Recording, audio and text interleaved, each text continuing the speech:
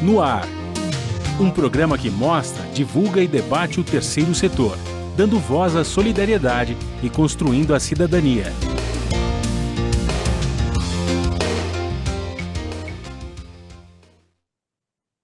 Bom dia, eu sou Joel Scali e começa agora o Observatório na Brasil Atual, um programa do Observatório do Terceiro Setor. No programa de hoje, vamos falar sobre mulheres muçulmanas e o preconceito na sociedade.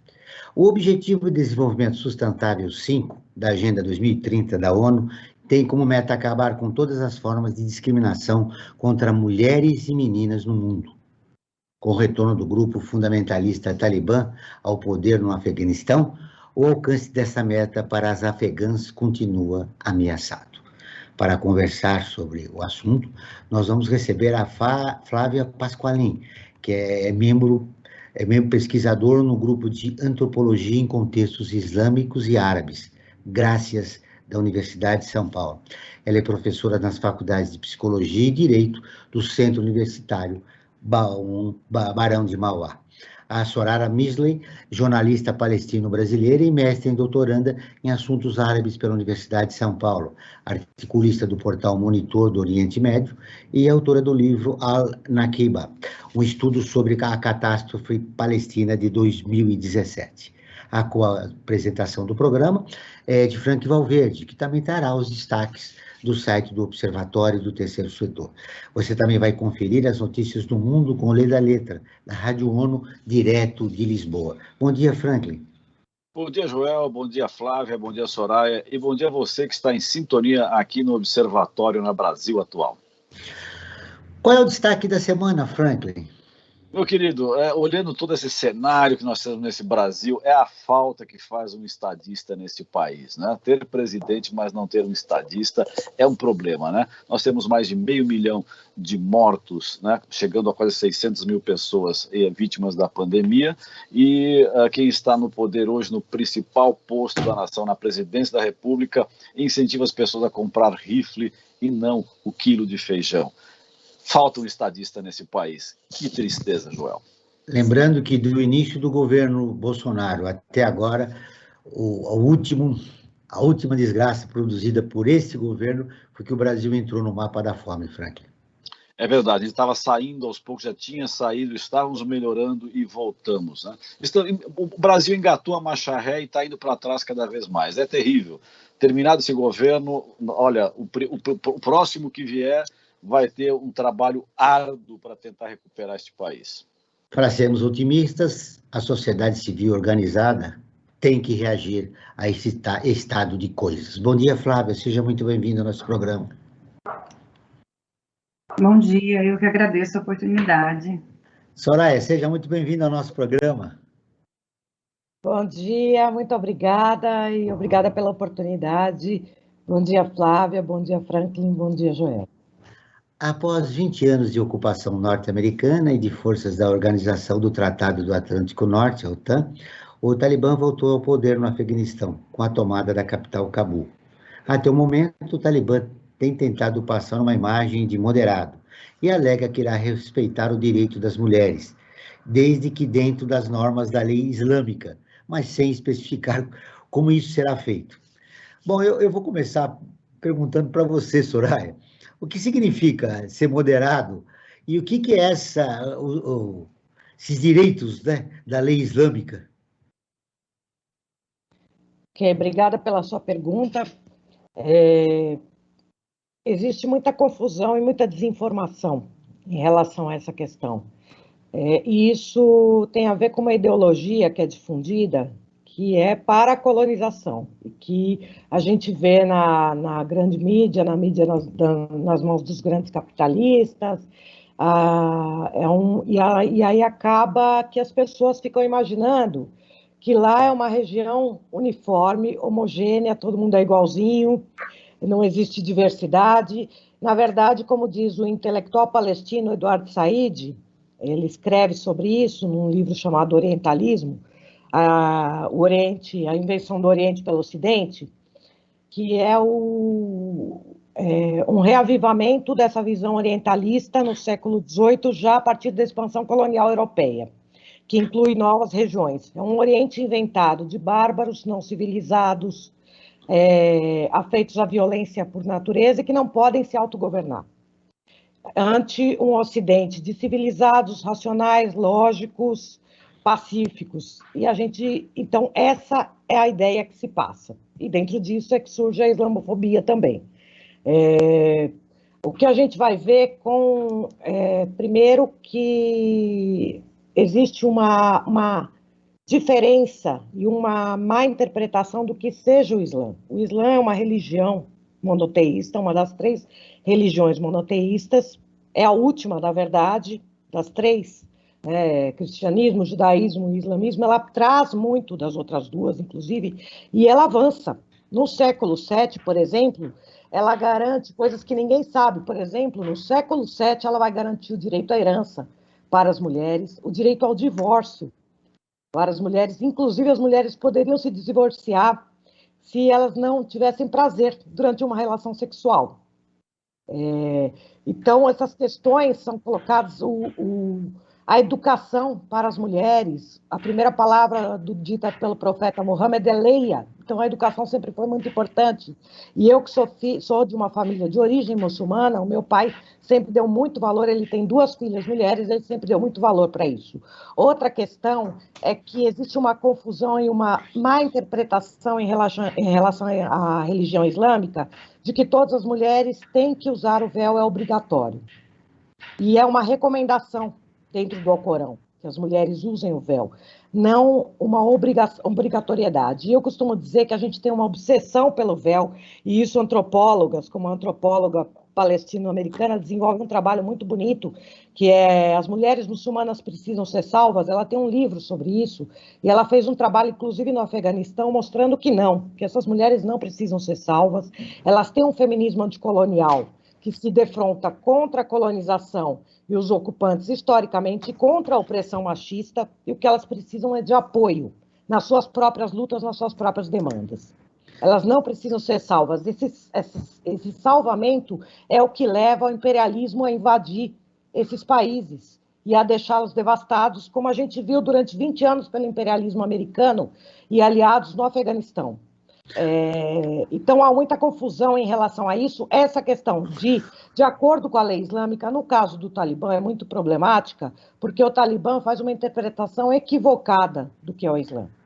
Uma interpretação fundamentalista equivocada. O Islã não isso é uma visão generalista e reducionista, achar que o Islã é por si só opressor às mulheres. Tem um feminismo islâmico, por exemplo.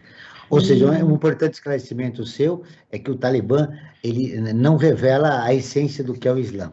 Agora eu quero ouvir a Flávia. Flávia, okay. Nós ouvimos um relato da Soraya, muito importante, e de início a gente já percebeu que tem uma visão bem distorcida, né, da realidade, do que acontece no Oriente Médio. Se você me permitir só mais um segundinho, desculpa, Joel, só para complementar, é que as pessoas têm uma visão errada de que houve avanços das mulheres durante o período dos Estados Unidos. Parece que então é legal o imperialismo invadir os países. Soraya, isso não é verdade. Ao longo do programa você vai dar vários esclarecimentos, você está aqui para isso. Agora eu quero ouvir a Flávia. Bom dia. Bom, total acordo com a Soraya, né? Para a gente que estuda, né, o Islã, eu estou aí nessa seara também já tem uns 10 anos, então quando a gente conhece de fato, né, que a gente adentra esse universo, né, tanto das mulheres muçulmanas, do Islã total, né, a gente vê o quanto a nossa visão é carregada de preconceito, né, o senso comum, né, o quanto, eu digo assim, meu primeiro contato, né, com o país muçulmano foi em 98, quando eu fui para a Turquia, que era o sonho da minha vida conhecer a Turquia, né? E eu sempre conto isso até para os meus alunos, né? Nessa minha viagem, né, antes de eu ir, né? Eu recebia várias orientações, né? De colegas, assim, olha, muito cuidado com os homens, né? Porque essa visão, né? O homem bárbaro, né? A gente não tinha ainda muita noção, o pessoal aqui não sabia. Turquia, o que a gente conhece de turco aqui, é o que a gente denomina, né, os árabes, né? E ninguém sabia, bom, Turquia se fala árabe, era aquele rolo, né? Hoje, por conta das novelas, por causa dos acordos comerciais, né, que se estreitaram aí nos últimos 10 anos, então a gente ouve mais sobre Turquia e mais sobre essa parte do mundo. Mas em 98 a gente muito pouco sabia, então eu recebia muitas recomendações de como me portar na Turquia, do que esperar desses homens, né? E eu via muita coisa também sobre as mulheres, né? E quando eu chego lá na época, né, eu fiquei, mas espera aí, né? Que ideia é essa, né? Não é bem essa a realidade. Assim, muito atuantes, inclusive. Você foi alimentada, né, com informações equivocadas. Segundo a tua percepção, onde começa esse preconceito em relação ao Oriente? Eu acho que é um bom caldo que a gente tem, né, na nossa sociedade. Eu acho que muito do que a Soraya, né, já trouxe, né, essa visão, né, Oriente, Ocidente, essa criação, né, eles como bárbaros e nós como civilizados, né. Existe também aquela coisa que eu brinco na minha tese de doutorado que eu estudei, casamentos de brasileiros com muçulmanos estrangeiros, né. Quando a gente joga no Google, né, a gente coloca lá homem árabe, homem do deserto, a gente já vai ver também essa exploração desse homem viril, esse homem das areias, o homem do turbante, o homem que casa, né? Como a gente viu na novela, a gente teve o Said, né? Que foi muito falado durante a minha tese, né? Que era aquele homem que cuida da mulher, que dá o ouro, que, né, essa mulher que não trabalha. Então, muita gente, quando eu dizia que estava estudando casamento, o pessoal às vezes brincava, falava, você está procurando um Said, né? Brincando, né? Porque é esse homem, né? Então, existe todo, né, esse imaginário, né, sobre esse outro, sobre esse Oriente, né? Sobre essas mulheres guardadas, vitimizadas, né? E quando eu vou para lá, eu vejo que não é nada disso, né? Eu vejo mulheres extremamente atuantes, mulheres bravas, eu brinco que eu falo assim, as turcas, né, eram bravas, atuantes, né?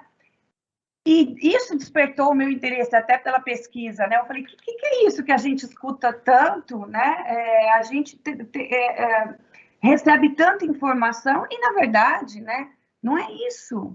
Não é nada disso. Me apaixonei assim, né? Por esse, já era muito encantado por tudo, né? E aí, onde eu resolvo até estudar, falei, não, tem alguma coisa errada nisso, né? E aí, então, como eu trabalho com etnografia, né, frequentei durante 10 anos aí em contato com os turcos, né, que era a comunidade que eu tinha mais proximidade, não só com os turcos, mas com os árabes também. Então, eu frequentei, assim, de frequentar a casa deles, de frequentar tudo, né, porque eu estava estudando casamento ali, né? E me surpreendi demais, né, quando a gente vai conhecer a religião, né, quando a gente deixa esses falatórios que a gente ouve generalizado e realmente vai estudar e vai entender, né? E aí a gente vê, né? Por exemplo, hoje no mundo são quase 2 bilhões de muçulmanos, né? É a religião que mais cresce no mundo. Eu digo, se todos eles fossem terroristas, né? Como o pessoal gosta de dizer, já tinham implodido o mundo, né? A gente já tinha virado pó. Então não é isso, né? O que se pega é uma fatia minúscula, né, de um grupo como, por exemplo, o Talibã, que tem ali, eu digo, que ele tem uma leitura literalista do Alcorão, né, e a gente não pode entender o Alcorão como algo universal, porque como qualquer religião, né, a cultura que ela está inserida vai dizer muito, né, o nível de educação daquele povo, tudo isso, né? A cultura e religião, eu digo que eles estão no mesmo caldo, né? É difícil a gente separar até onde vai a cultura, até onde vai a religião. Você colocou um aspecto importante, Flávia. A gente sempre, quando analisa o Islã, a gente tira do contexto, né? E aí, claro, é aí que vem uma das principais distorções. Agora nós vamos ouvir a Rádio ONU, parceira de conteúdo do Observatório do Terceiro Setor, com a reportagem. Unicef.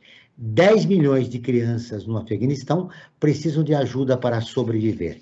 A Lê da Letra, de Lisboa, tem as informações. Segundo a diretora executiva do Fundo das Nações Unidas para a Infância, Unicef, 10 milhões de crianças no Afeganistão precisam receber assistência humanitária para sobreviver.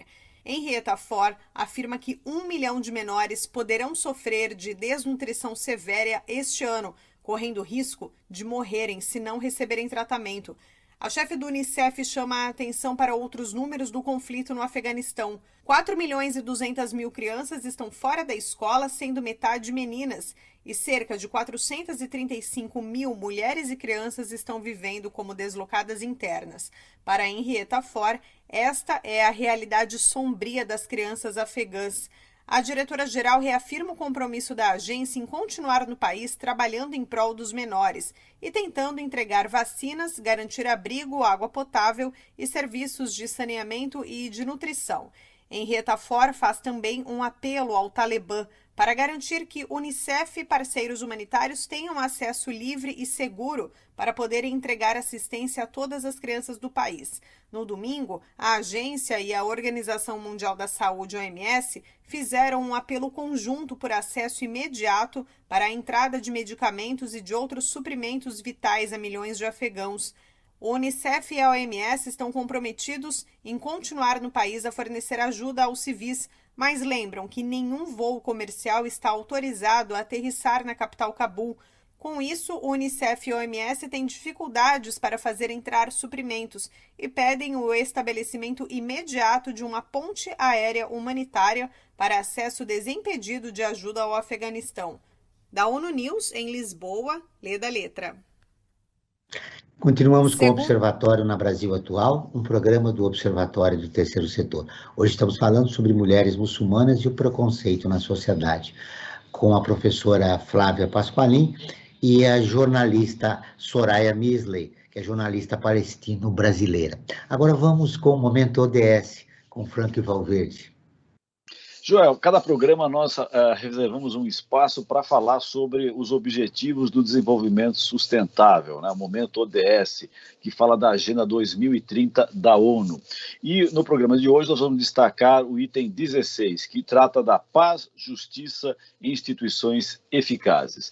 Para o caso aqui do Brasil, essa meta de número 16 indica o seguinte: fortalecer as instituições nacionais relevantes, inclusive por meio da cooperação internacional, para a construção de capacidades em todos os níveis, em particular nos países em desenvolvimento, para a prevenção da violência e o combate ao terrorismo e ao crime. Esse é o item 16 da ODS, Objetivos do Desenvolvimento Sustentável, né, da Agenda 2030 da ONU. E, Joel, aproveitando que você me chamou, eu queria falar sobre a nossa enquete, né? A cada programa nós elaboramos uma enquete relacionada com o tema do programa que nós estamos apresentando.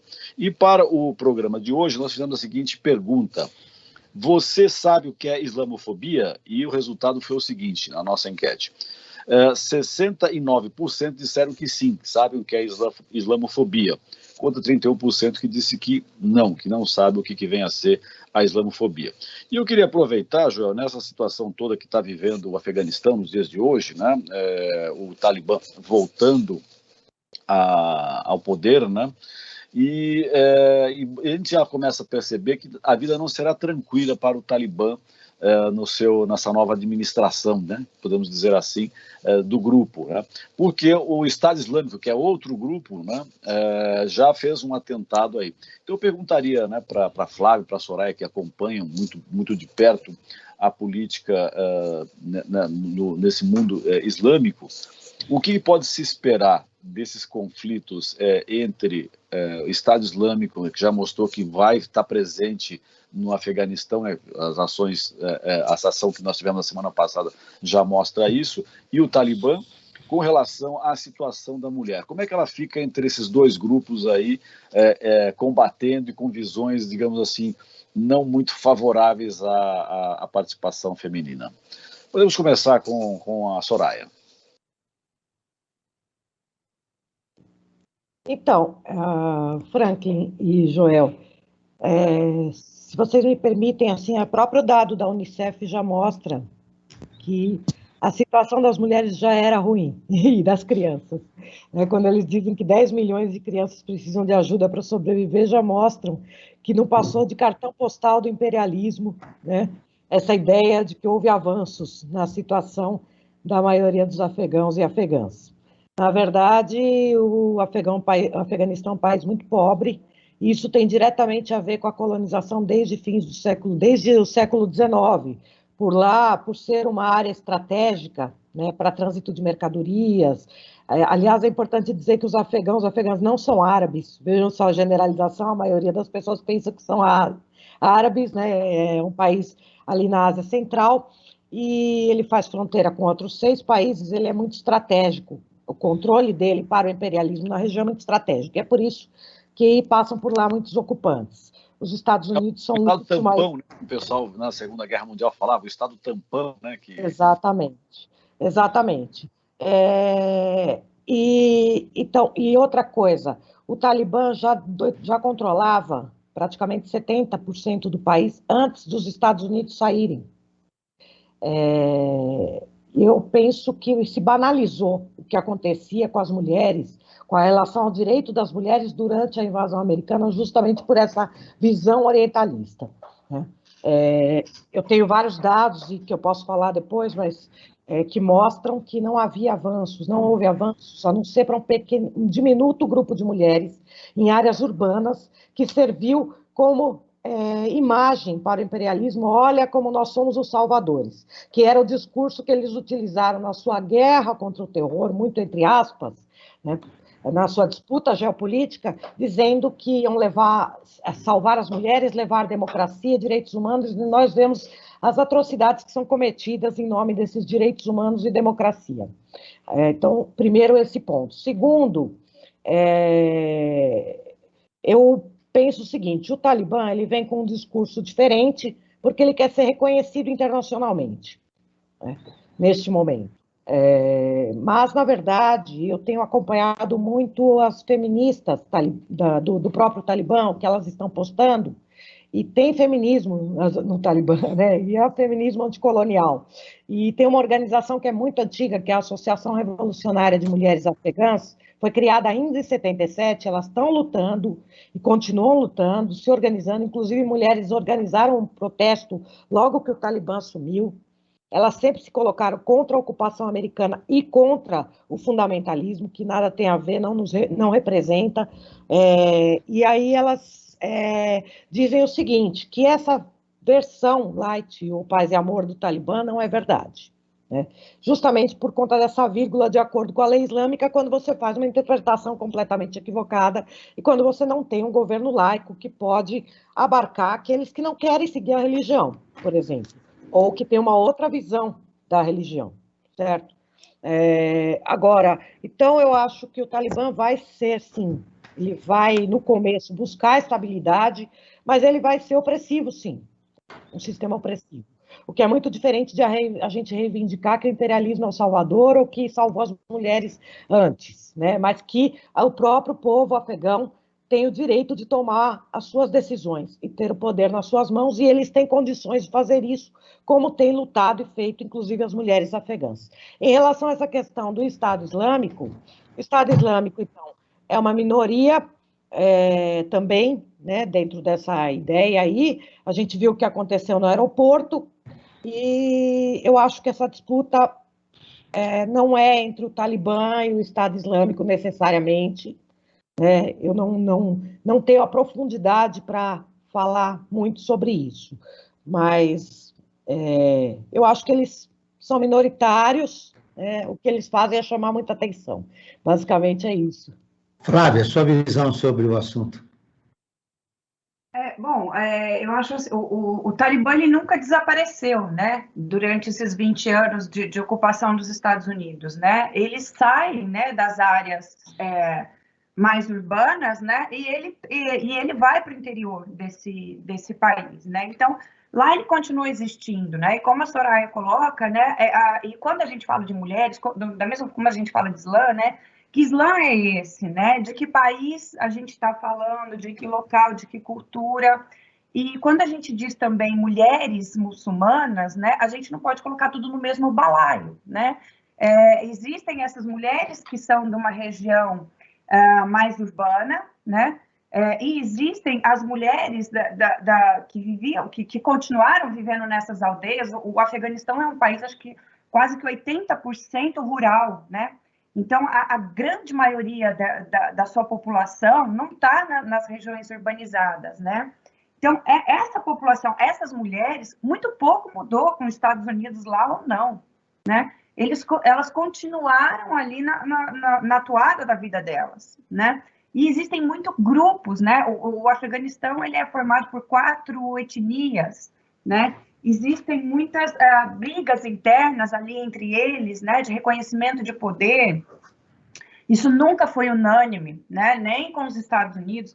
Bom, acho que a prova maior é que, né, os Estados Unidos saem e em 3 dias eles estão lá atuando e tomando todas as cidades. Quer dizer, esse Talibã estava vivíssimo, né?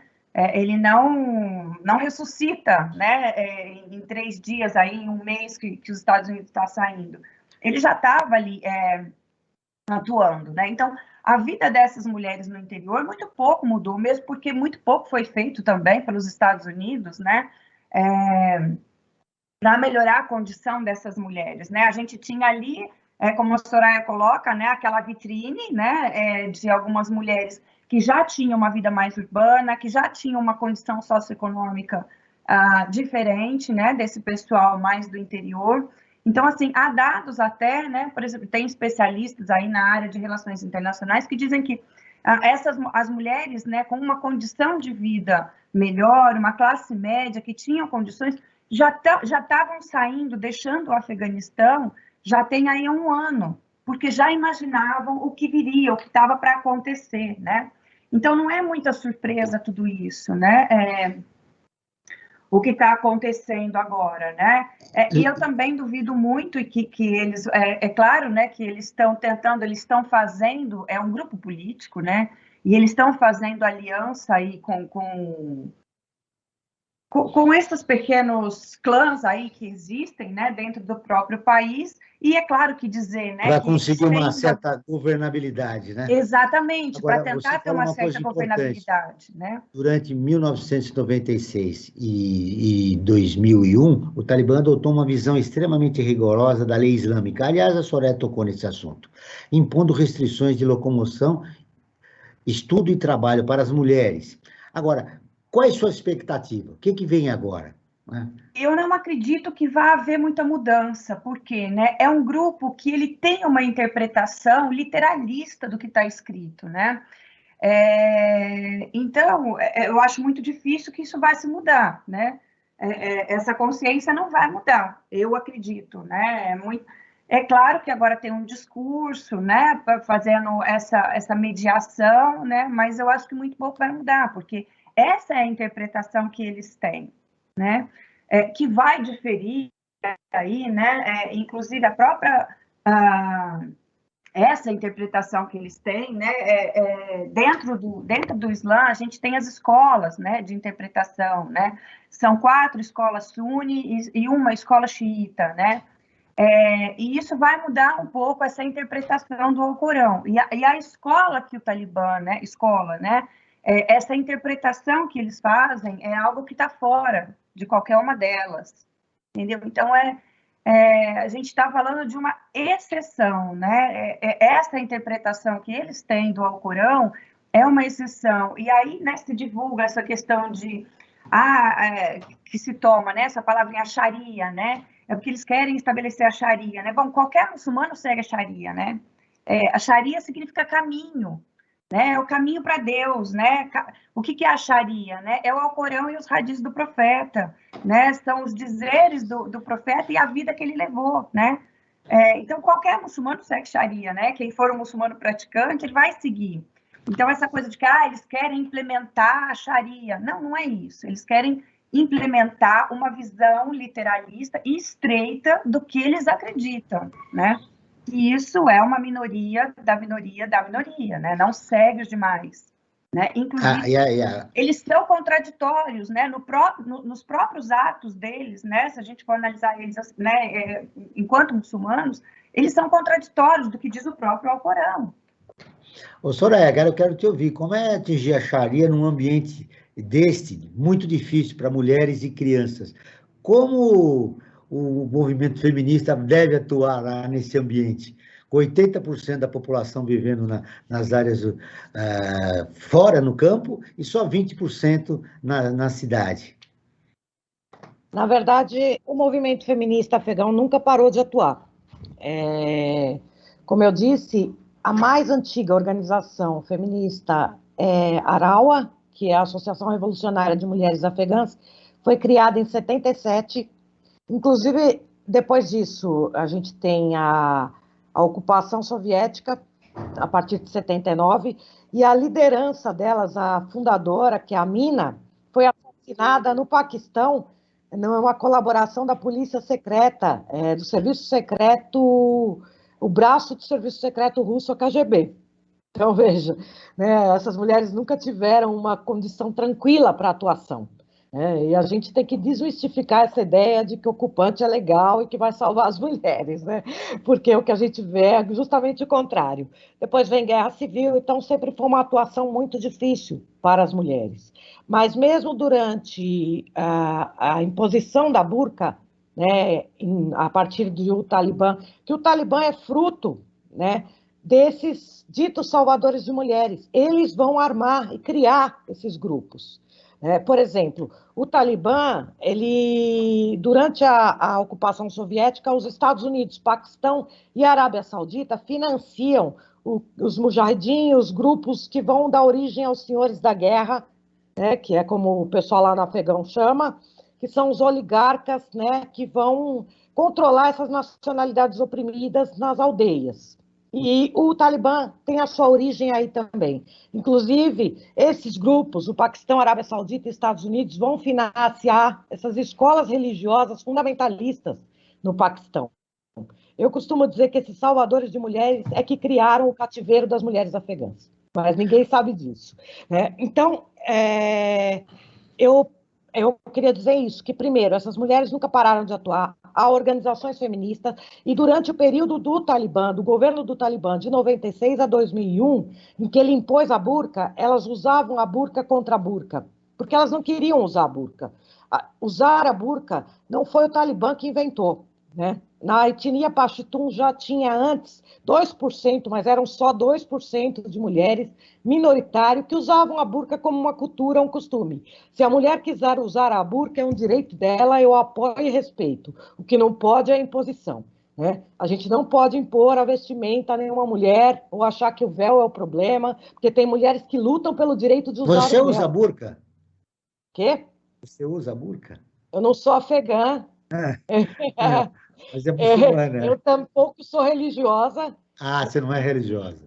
Não, e se eu talvez estivesse no Afeganistão, eu usaria o que eu acho lindíssimo nas aldeias, né, entre as pashtuns, que é como uma vestimenta indiana, né, que é um lenço mais solto, colorido, e como as mulheres no Afeganistão, a maioria utilizava.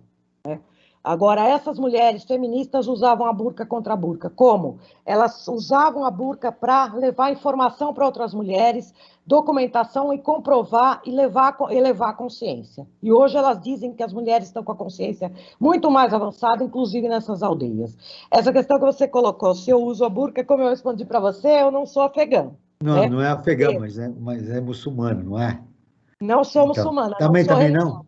Minha Religiosa. família é muçulmana. A família é. Muçulmana. E não houve imposição para você usar a burca? Não existe entre os árabes a burca, né? Entre os palestinos, a minha família é palestina, não existe. A burca não é uma coisa muçulmana, é de uma etnia, né? Para começar assim, não é muçulmana, não é um costume islâmico. É importante você esclarecer isso. Tem vários tipos de véus, né? Também. As pessoas não sabem, mas tem vários tipos de véus. Eu sou de origem muçulmana, eu não sou religiosa, não quer dizer que eu não tenha a minha origem muçulmana, né? Agora, eu tenho a lição do que é o islamismo desde criança. E o islamismo, como meu pai me ensinou, que teve 2 filhas, é a religião da generosidade, da justiça social, da igualdade e do respeito à mulher. Isso é muito importante. E a minha mãe nunca usou véu. Minha mãe é muçulmana. Mas se ela quisesse usar o véu, era um direito dela usar o véu. É isso que eu estou dizendo. Tem mulheres que lutam pelo direito de usar o véu. Por exemplo, eu estive na Tunísia. E na Tunísia, eu estive em 2013, havia uma recomendação, porque a Tunísia tem uma forte herança por conta da colonização agressiva francesa, de proibir as mulheres de usar o véu na universidade. E elas fizeram um movimento pelo direito de usar o véu. Sabe? Então, a gente vai decidir como as mulheres devem se vestir em qualquer parte do mundo. Essa é uma visão equivocada, né? Tem uma questão cultural também, tem uma questão de as mulheres que querem usar o véu ou não querem. Quem tem que decidir isso são as mulheres. A gente tem que abrir mão dessa obsessão de achar que o problema é o véu ou a vestimenta da mulher. O problema é a imposição. Isso. Mas os coletivos feministas aqui no Ocidente têm também expressam uma visão equivocada, né, do que acontece, por exemplo, lá no Afeganistão. Como sensibilizar esse feminismo ocidental a respeito do que você está falando? Eu acho que nós ocidentais, né, a gente precisa, eu acho que existe uma ideia errada, né, de que nós temos que dar voz a essas mulheres, né? Essas mulheres têm voz, né? Como a Soraya trouxe para a gente, né? Essas mulheres nunca se calaram, né? Elas estão atuando da forma como elas podem, com os recursos que elas têm, né? Elas estão produzindo, né? Elas estão brigando, elas estão falando, elas estão lutando pelos seus direitos, né? No Afeganistão, no Brasil, em todos os lugares, né? Então, eu acho que o que a gente tem que fazer é dar escuta, né? Escutar, primeiramente, o que essas mulheres... Elas querem usar véu, né? Como a Soraya trouxe aqui na Tunísia, na Turquia também teve, né? Se não me engano, acho que foi próximo do ano 2000, né? O governo proibiu que as estudantes fossem para as escolas com véu, né? E elas fizeram um protesto de que, não, a gente quer usar o véu. O véu é um símbolo religioso, né? Tem um significado religioso para elas, né? Então, assim, os próprios maridos não falam nada se a esposa deve usar ou não. Pelo menos todos que ali que tiveram comigo durante a minha tese, né? Egípcios, turcos, ninguém fala nada. É uma prescrição religiosa, né? Que você vai usar se você quiser ou não, né? Conforme você... Então, tem mulheres, às vezes, que passam 40, 50 anos sem usar o véu, e chega numa determinada idade, ela diz, não, eu acho que agora sim, eu vou usar o véu, eu estou pronta, né? Então, elas que escolhem, não são maridos que vão dizer, né, minha esposa tem que usar ou não, porque é entre ela e a religião, né? Então, quando a gente tem essa visão, e às vezes, né, os ocidentais ficam muito preocupados com essa questão da vestimenta, né? Como se a vestimenta fosse o grande problema, né, das mulheres. O grande problema é a visão equivocada que nós temos, que é uma visão que expressa uma visão colonialista, né? A respeito Exatamente, né? E tanto essa visão, né, que a gente tem, né, de que a gente vai salvar o mundo, a gente vai salvar essas mulheres, né, coitadinhas delas, né?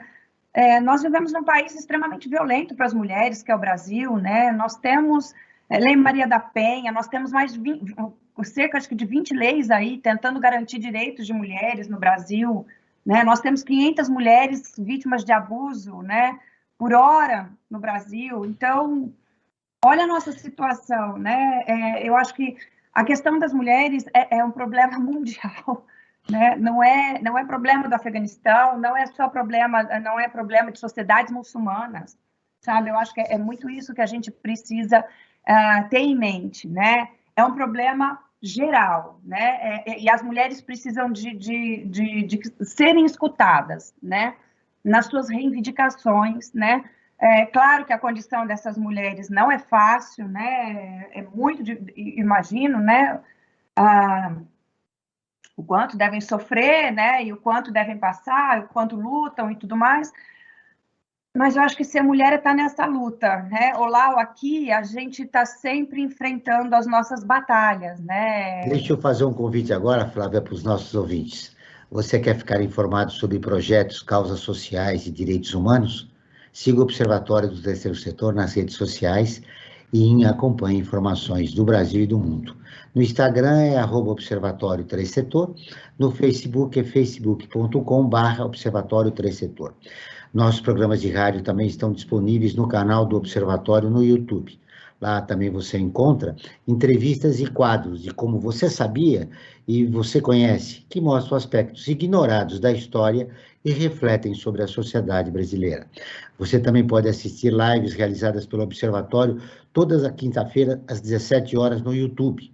Nesta quinta-feira, hoje, dia 2 de setembro, nós teremos a live com a professora Marina Penchilivanes, que é idealizadora da plataforma de educação para gentileza e generosidade. Não perca, hoje às 17 horas, uma live com a professora Marina Penchilivanes, a idealizadora da plataforma de educação para gentileza e generosidade. Não esqueça, hoje, às 17 horas, live do Observatório do Terceiro Setor. Muito bem, Frank Valverde, quero ouvi-lo um pouco. Temos informações, Sim, dicas, João, perguntas? Sim, temos uma informação muito importante. Eu costumo sempre, nos nossos programas, destacar a nossa plataforma, o nosso site, né, que é observatório3setor.org.br, 3 em numeral, e lá tem uma série de matérias importantes que abordam inúmeros temas que vocês podem se aprofundar. Um deles, por exemplo, nós temos uma matéria que fala sobre genocídio no Brasil. Mais de 70% da população indígena foi morta, né? Ou seja, nós vivemos esse genocídio já há 500 e tantos anos, né? Além desse outro recente agora que nós estamos vivendo, que a pandemia, de uma certa forma, a gente pode até entender como se fosse um genocídio, né? Outras matérias importantes que nós temos no nosso site é que o fogo já destruiu mais de 261 mil hectares no Pantanal em 2021, só neste ano. Olha só como é que está a situação no Pantanal, extremamente dramática. E tem uma outra matéria também que fala sobre uma idosa que pede gordura de boi em açougue para alimentar 9 pessoas da sua família. E a matéria que eu quero dar um destaque especial é com relação ao tema do programa de hoje. É uma matéria que foi escrita pela Isabela Alves e com o título de Feminismo Islâmico, a luta das mulheres no Afeganistão e no Paquistão. Foi realizada uma pesquisa, né, foi divulgada a pesquisa da Thomson Reuters Foundation, em 2018, que apontou os 10 países mais perigosos para as mulheres, entre eles o Afeganistão e o Paquistão, né, países que são vizinhos, né, e que tem um conflito já de muito tempo. Não sei agora como é que vão com o Talibã, se esse conflito vai se acirrar mais ou realmente vai acabar, né? E eles apontam que esses países, né, o Afeganistão e o Paquistão, né, eles associam, né, as palavras da Flávia e da Soraya mostram que há um certo preconceito, mas associam que essa violência está ligada à questão da maioria muçulmana, né? Talvez seja a interpretação errônea e, na verdade, o que está por trás disso é o problema do patriarcado, mais do que qualquer outra coisa com relação à situação da mulher, tanto no Afeganistão como no Paquistão. Outro destaque da Flávia é de que, não sei a posição, mas pode incluir o Brasil também, de um país perigoso para as mulheres, né? Sem dúvida. Diante dos dados que nós temos acesso também. A matéria acaba centralizando em cima desses 2 países, né? Mas se a gente for avançar, a situação do Brasil piorou muito, e mais, hein? Piorou depois da entrada desse novo governo, né? Vamos também colocar todas as tintas aí como devem ser colocadas, né? Houve uma piora assim, brutal da situação da mulher nesses últimos 3 anos aí, né? Acho que antes estava uma situação diferente, nós tínhamos uma presidenta na República que estava com uma política mais inclusiva e agora a coisa, depois do golpe parlamentar, mudou a situação. E eu quero também, para finalizar minha participação nesse bloco aqui, Joel, dizer que essas e outras matérias poderão ser vistas, lidas, né, no Observatório, no nosso portal, que agora também nós temos um formato em áudio, né, através de uma ferramenta de audiodescrição dos conteúdos escritos, ou seja, é o Observatório do Terceiro Setor com uma política inclusiva. Muito bem, tá aí. Soraya, eu quero te ouvir um pouco mais a respeito. Você e a Flávia estão esclarecendo muito, inclusive para nós, coleguinhas. Na primeira pessoa, para mim, Joel, aquela confusão de véu e burca e de religiosidade é muito importante. E a gente percebe que, mesmo jornalistas, né, nós temos informações equivocadas que acabam se consolidando e a gente não se preocupa. Esse programa também vai servir muito para isso, esse papo com você e com a Flávia. No começo de agosto, um grupo de mulheres afegãs foi à rua em oposição à retomada talibã ao poder no país. Somos mulheres, queremos nossos direitos, segurança, educação e participação política, declararam as manifestantes com cartazes. Elas repetiram seus pedidos em frente a um comboio do grupo extremista. O vídeo mostra que o momento foi compartilhado por uma jornalista afegã. As mulheres afegãs precisam ser salvas? Né? Você começou a sua participação no programa dizendo, olha, a visão colonialista que nós temos de lá, elas precisam ser salvas. Quais são os perigos reais que elas sofrem? E o que está acontecendo de verdade em relação à mulher afegã no momento?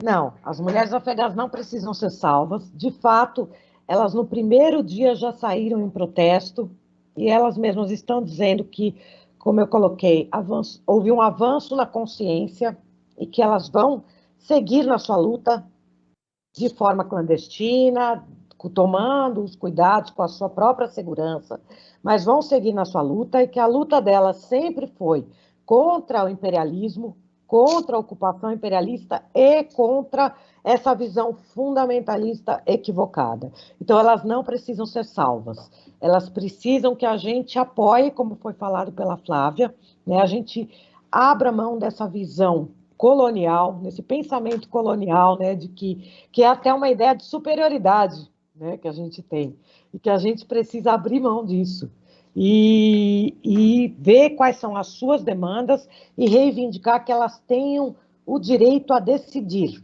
sobre o seu próprio, sobre os seus corpos, sobre o seu destino, assim como toda a população afegã. Essa associação de mulheres que eu estava colocando diz que não se a maioria da população não se sente representada pelo Talibã, né? E a situação das mulheres realmente é uma situação dramática que, como eu coloquei, não melhorou durante a ocupação americana. Em 2003, por exemplo, 80% das mulheres, 2 anos depois da ocupação, 80% não podiam ler e escrever. 80% das mulheres. Em 2003, o país era vice-campeão em mortalidade materna. Em 2020, estava entre os 10 ainda, campeões em mortalidade materna. Então, isso já revela que não houve avanços significativos. Essa organização de mulheres que eu coloco, ela denuncia que o que se fez foi isso que eu coloquei, para manter a sua imagem de salvador das mulheres. Algumas poucas mulheres passaram a ter assento nos parlamentos e algumas ONGs receberam financiamento e, né, entre essas mulheres são aquelas que nós vemos como cartaz de que houve melhoras, né? Então, no geral, existe uma luta que as mulheres seguem travando e que seria muito bom que a gente que essas mulheres realmente pudessem travar essa luta sem essa eterna ameaça de ocupação imperialista.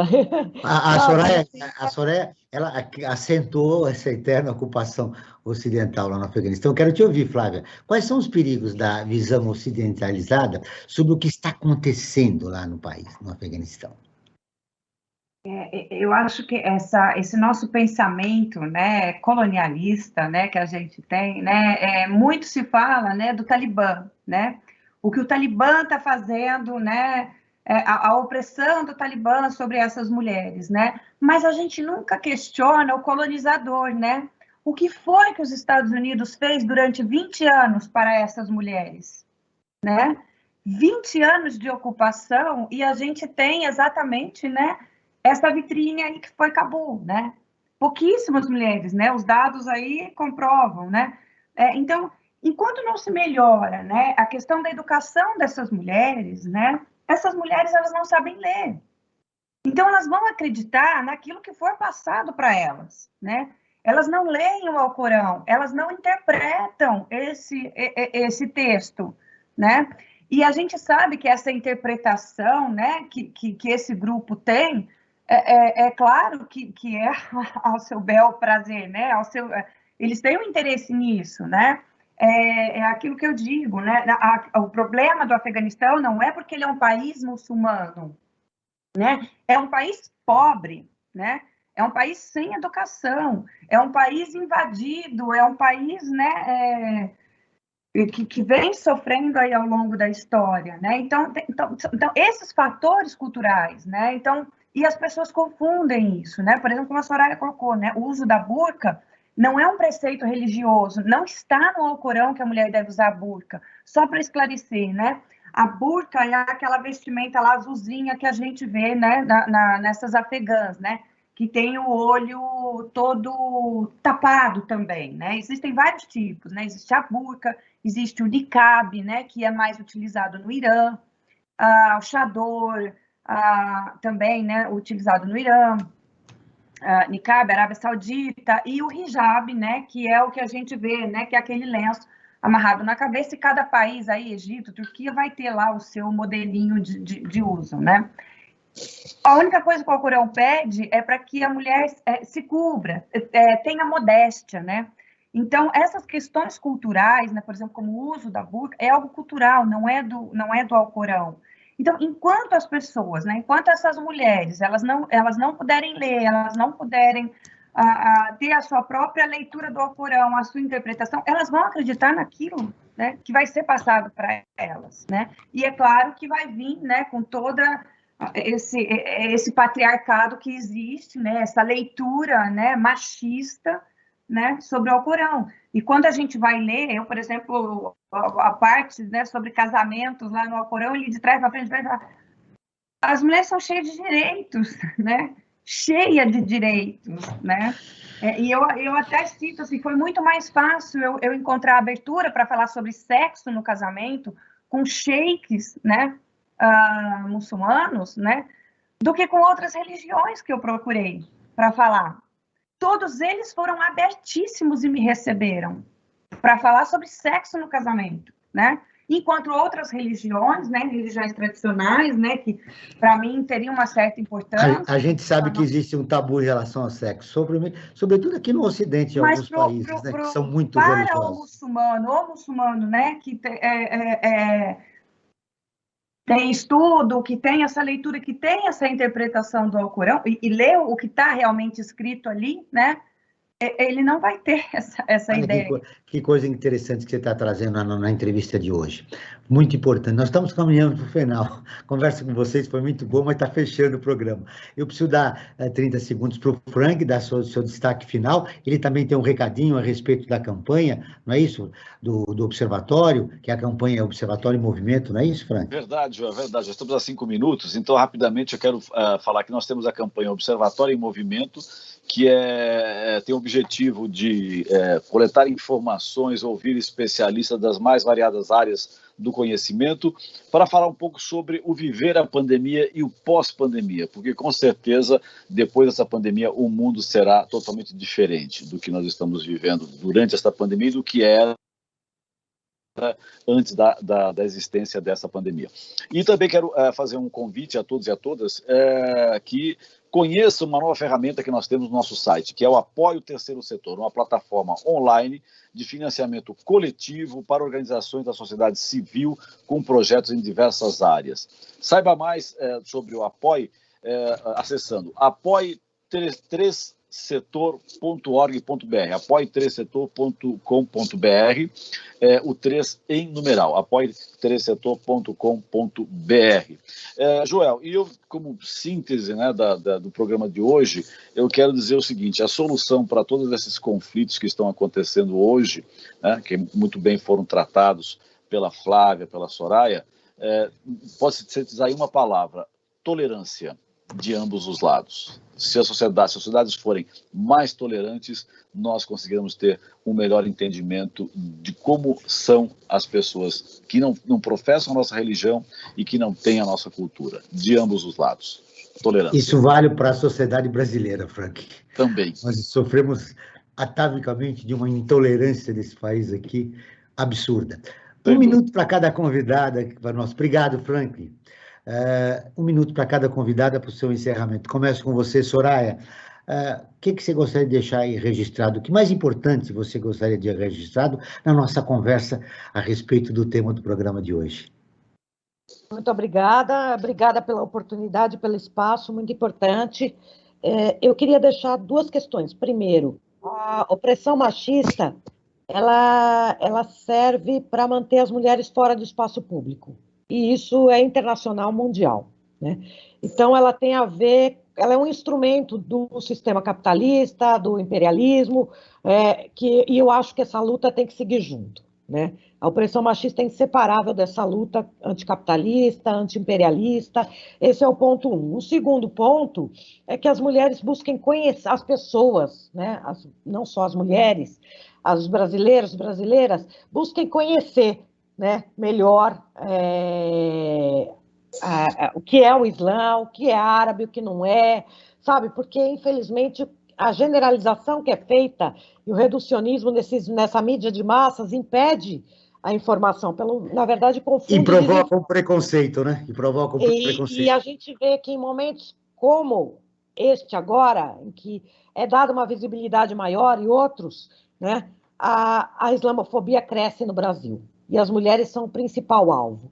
Então, Soraya, o que eu quero dizer para vocês é busquem conhecer. É isso. Muito obrigada. Obrigado pela sua entrevista. Flávia, suas conclusões finais em 1 minuto, por favor, que eu estou fechando o programa, estourando. Bom, agradeço também a oportunidade, né? Parabenizo, né, pelo tema, né? Eu acho importantíssimo a gente discutir e abrir, né, essa discussão para as pessoas, né? Porque exatamente, né, a gente toma uma parte pelo todo, né, e acaba julgando uma religião por um grupo pequeno, né, e generaliza isso. Isso é muito perigoso, né, porque a gente tem bilhões aí, né, de muçulmanos que professam a sua fé, levam a sua vida normal, a sua vida, ajudando as pessoas, né, tendo uma vida pacífica, né, e são alvos, né, quando algo desse tipo acontece, eles acabam sendo alvos aí de islamofobia, e os meus colegas muçulmanos, né, desde que isso aconteceu, eles estão nas redes sociais se explicando, né, eu acho isso muito triste, né, você ter que explicar a sua religião, dizer, olha, eu não sou isso, né, por causa de um grupo minúsculo que tem a ver com o contexto político e cultural daquela região, né? Isso não traduz a religião. Então, eu acho que conhecimento e tolerância, né? Muito obrigado a você, Flávia, e a Soraya. O Observatório na Brasil Atual está terminando. Agradeço a presença de Flávia Pasqualin, professora, e a Soraya Beasley, que é jornalista palestino-brasileira.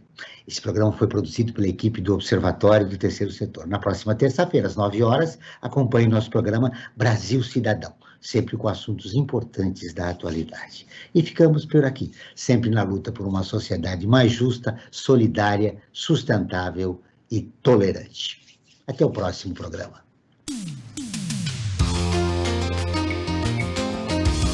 Você ouviu na Brasil Atual mais uma edição do Observatório do Terceiro Setor, sempre na luta por uma sociedade mais justa, solidária, sustentável e tolerante. Observatório do Terceiro Setor, o olhar da cidadania.